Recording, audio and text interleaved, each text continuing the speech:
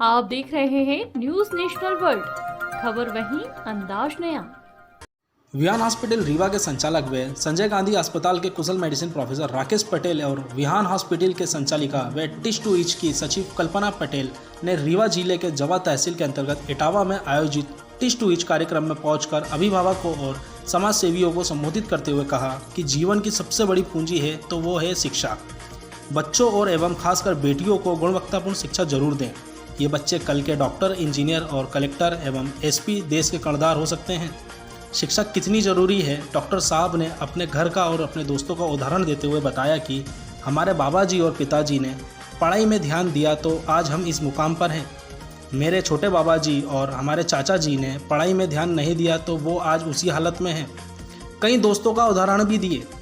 हजारों गरीब असहाय बच्चों को टिश टू ईच के माध्यम से रीवा, सतना, सीधी, सिंगरौली के जिले में लगभग 40 गांवों में 10 वर्ष से निःशुल्क शिक्षा दे रहे हैं ताकि वो गरीब बच्चे शिक्षा से वंचित ना रह जाए।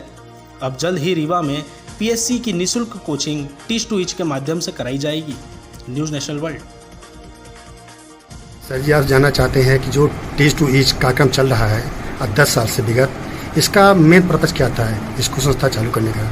सर, जैसे कि इसका नाम है टीच टू ईच, इसके नाम से ही मतलब इसका नाम इसलिए सोचकर ऐसा रखा गया है कि प्रत्येक बच्चा जो इस देश का जितने बच्चे हैं, मैं ऐसा मानता हूँ कि उसमें एक गुणवत्तापूर्ण शिक्षा मिलना उनका बेसिक अधिकार है। और जैसा कि मैं समझता हूँ और जितना मैंने देखा है तो रीवा के बहुत सारे गाँव में, दूर अंचलों में बहुत सारे गरीब बच्चे उस गुणवत्तापूर्ण शिक्षा से वंचित हैं।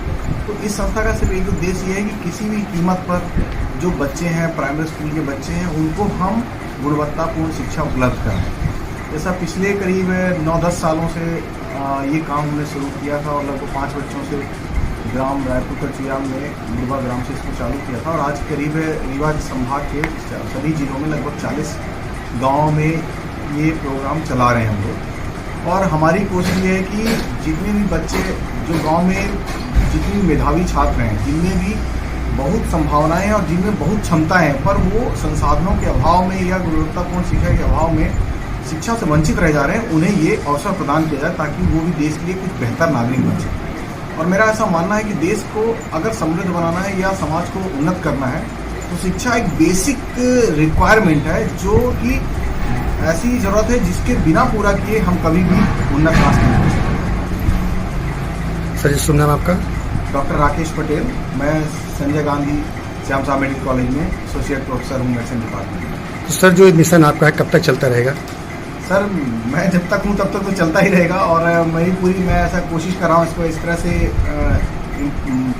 बनाने की कि मेरे बाद भी ये मिशन चलता रहे, जब तक कि विभिन्न क्षेत्र या पूरे देश का एक भी बच्चा शिक्षा से वंचित है, तब तक हम इस मिशन को जारी रखेंगे। क्या व्यक्ति से किसी समाज से है कि सभी वर्ग के समुदाय को लेकर पढ़ाया जा रहा है? सर, ये शिक्षा संबंधित है और ये बच्चों से संबंधित है। वो बच्चा की समाज से इस बात से कुछ लेना देना नहीं है, शिक्षा से संबंधित होना चाहिए। बच्चे, हमारा मतलब ये है कि बच्चा स्कूल में आना चाहिए और पढ़ने आना चाहिए।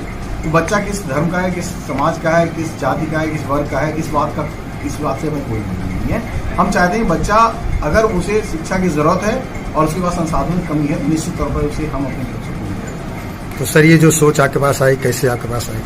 सर, मैं जब इंदौर से मैं इंदौर में पढ़ाई की अपनी MBA MD में करके जब रीवा आया पहली बार, और जब मैं अपने गांव गया तो मैंने अपने गांव में जो शिक्षा का स्तर देखा, प्राइमरी विद्यालय में, जो मुझे कहना तो नहीं चाहिए पर शासकीय विद्यालयों में जो प्राथमिक शिक्षा की व्यवस्था है या उसकी गुणवत्ता है वो वाकई चिंताजनक है। नहीं तो आप ही सोचिए कि किसी भी सक्षम आदमी का, इवन गाँव में अगर थोड़ा भी सक्षम आदमी है, जिसके पास थोड़ा भी संसाधन है, थोड़े भी पैसे हैं, तो कभी भी सरकारी स्कूल में अपने बच्चों को पढ़ाना नहीं चाहता। तो कुछ तो रीजन होगा जो प्राइमरी स्कूल में बच्चों को नहीं पढ़ाना चाहते हैं। तो उस व्यवस्था को मैंने देखा तो वहाँ जो बच्चे पढ़ते थे 5वीं क्लास में, 4वीं-5वीं क्लास में, आप यकीन नहीं मानिए उनको अपना नाम लिखना नहीं आ रहा था। तो मैं ये समझता हूँ कि अगर ऐसे बच्चे बिना कुछ पढ़े लिखे बड़े हो गए, भले सरकार 9वीं तक उन्हें पास कर दी, पर वो देश के लिए सिर्फ मतलब एक अशिक्षित और अनस्किल्ड लेबर, मतलब एक ऐसा कह सकते हैं मजदूर के अलावा कुछ नहीं बना सकते हम।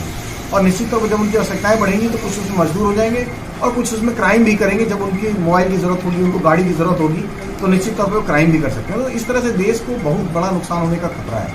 मेरा ये मानना है कि इसलिए हम ये चाहते हैं कि प्राइमरी स्कूल में जो गुणवत्तापूर्ण शिक्षा की कमी है उसे हम अपने हिस्से से जितना हम कर सकें उसे पूरा करना है।